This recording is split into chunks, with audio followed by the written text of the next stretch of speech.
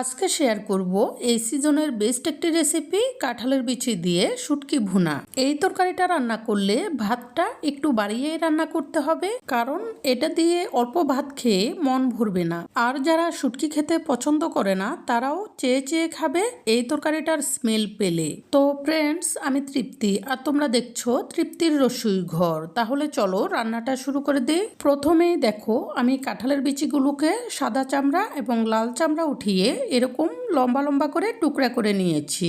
লাল চামড়াটা সামান্য রয়ে গেছে, এতে করে কোনো সমস্যা হবে না। আর এখানে আমি কিছু আলু দিব, সেই জন্য দুইটি আলুকে একটু মোটা মোটা করে কেটে দিয়েছি আর 3টি পেঁয়াজ এরকম কুচিয়ে কেটে রেখেছি। তরকারিতে যে শুটকিগুলো দিব সেগুলোকেও এরকম লম্বা লম্বা করে টুকরা করে পরিষ্কার করে নিয়েছি। এখন এগুলোকে কুসুম গরম থেকে একটু বেশি গরম জল দিয়ে ভিজিয়ে রাখবো। এখানে আমি লইট্টা শুটকি দিয়েছি, তোমরা চাইলে অন্য যে কোনো শুটকি দিতে পারো। যেহেতু লইট্টা শুটকিতে অনেকটা বালু থাকে, সেই জন্য কিছুক্ষণ ভিজিয়ে রেখে এগুলোকে 3বার করে আলতো হাতে নেড়ে ছেড়ে ভালোভাবে ধুয়ে পরিষ্কার করে নিব।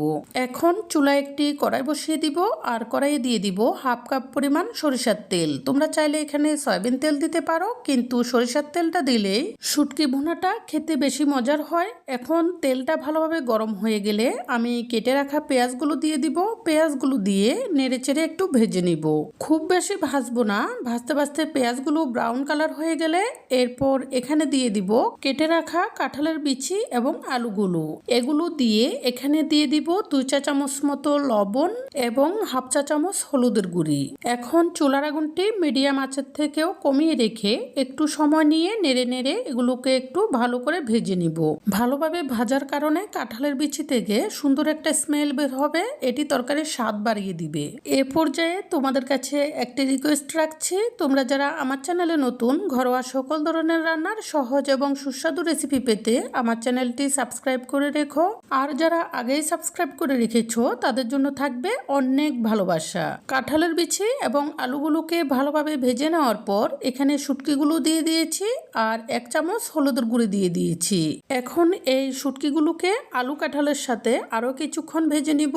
এতে করে শুটকির যে বাজে একটি স্মেল আছে সেটি চলে যাবে আর বাকিটা যাবে তরকারিটাকে ভালোভাবে কষানোর সময়। অনেকের এই শুটকিটা সারা জীবনের জন্য খাওয়া বন্ধ হয়ে যায় সঠিক পদ্ধতিতে রান্না না করার জন্য।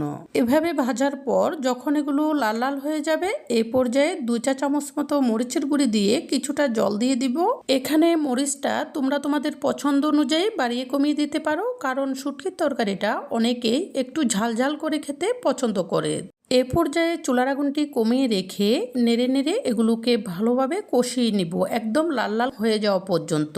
কষাতে কষাতে যখন নিচে এরকম লেগে লেগে আসবে, এই পর্যায়ে ঝোলের জন্য পরিমাণ মতো জল দিয়ে দিব। এরপর নেড়ে ভালোভাবে মিশিয়ে দিয়ে এগুলোকে ঢাকনা দিয়ে দিব। ফুটে উঠলে চুলার আগুনটি ডিম করে এভাবেই বসিয়ে রাখবো 30 মিনিট সময় পর্যন্ত। কাঁঠালের বিচিটা সেদ্ধ হতে অনেক সময় একটু বেশি সময় লাগে, সে অনুযায়ী সেদ্ধ করে নিলেই হবে। 30 মিনিট পর ঢাকনাটি তুলে নিয়ে এগুলোকে নেড়ে দিব আর এখান থেকে কিছু কাঁঠালের বিচি এবং আলু ভেঙে দিব। এতে করে তরকারিটা মাখো মাখো হবে। এরপর একটু ফুটতে দিয়ে চুলার আগুনটি নিভিয়ে দিব। তরকারিটা ঠান্ডা হওয়ার পর আরো একটু বসে যাবে। এটা কিছুটা ঠান্ডা হয়ে যাওয়ার পরই পরিবেশনের জন্য সম্পূর্ণ প্রস্তুত হবে। তোমরা অবশ্যই এই রেসিপিটা ট্রাই করে দেখো, ঘরের সবাই খেয়ে প্রশংসায় পঞ্চমুখ হবে। আর যারা শুটকি খেতে চায় না তারাও চেয়ে খাবে।